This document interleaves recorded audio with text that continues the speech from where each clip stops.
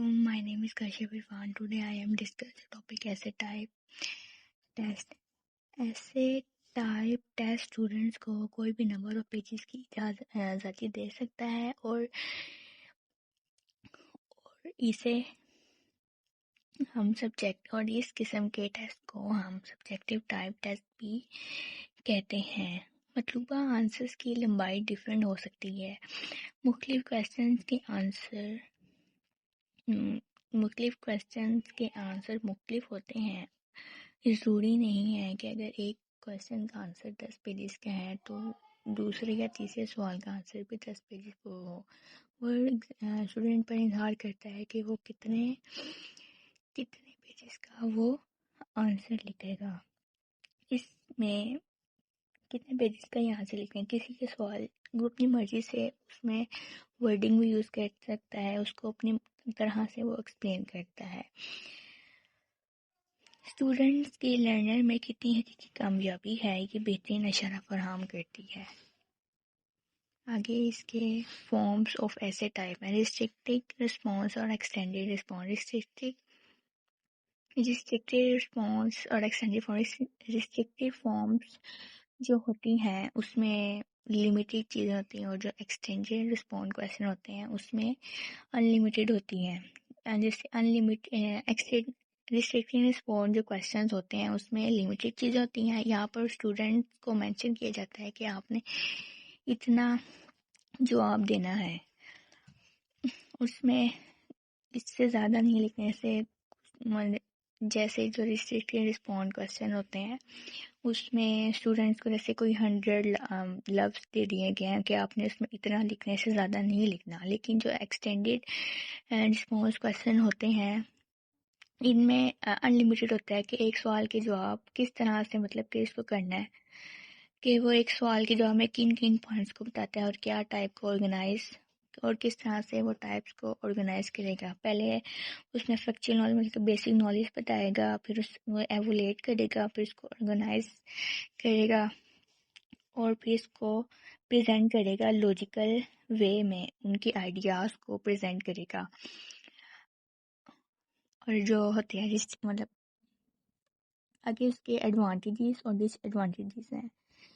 पहला एडवांटेज ये होगा कि सबसे बड़ा फ़ायदा ये होता है कि फ्रीडम ऑफ रिस्पॉन्स, यानी कि पाबंद नहीं है कि वो किस तरह से क्वेश्चन के आंसर को बताता है।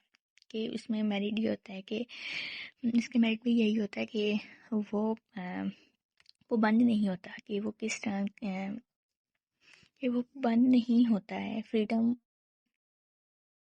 ऐसे टाइप जो टेस्ट होते हैं इनका सबसे बड़ा फ़ायदा ये होता है कि फ्रीडम ऑफ रिस्पॉन्स, यानी कि पाबंद नहीं है कि जो स्टूडेंट है, जो लर्नर है, वो बंद नहीं होता कि आंसर कि वो बंद नहीं होता है कि वो किस तरह से क्वेश्चन आंसर उसको बताता है, किस तरह से वो सोचता है एक टॉपिक के बारे में और फिर कैसे वो रिस्पॉन्स करता है।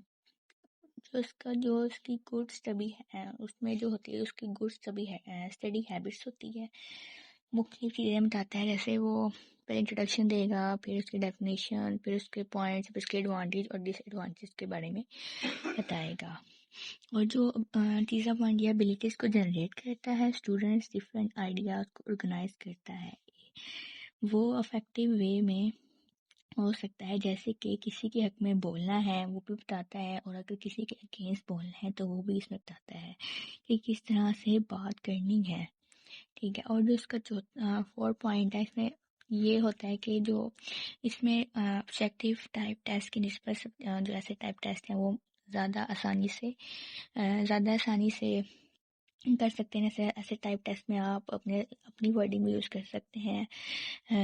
ऐसे टाइप टेस्ट करना इजीली है निस्बत के ऑब्जेक्टिव टाइप टेस्ट में आपको पहले सारा पूरा चैप्टर पढ़ना पड़ता है, फिर आपको उसमें से बनाने पड़ते हैं। इसकी निस्बत जो ऐसे टाइप टेस्ट हैं वो आसान है।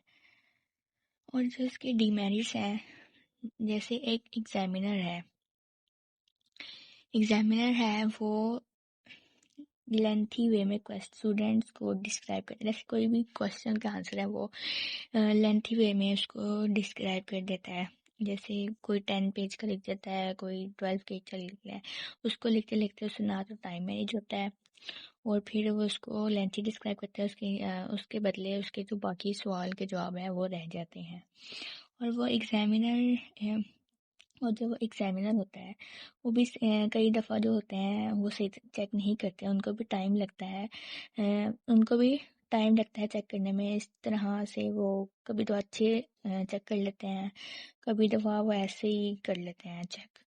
تو یہی اس کے ڈیمیرٹس اور میرٹس ہے.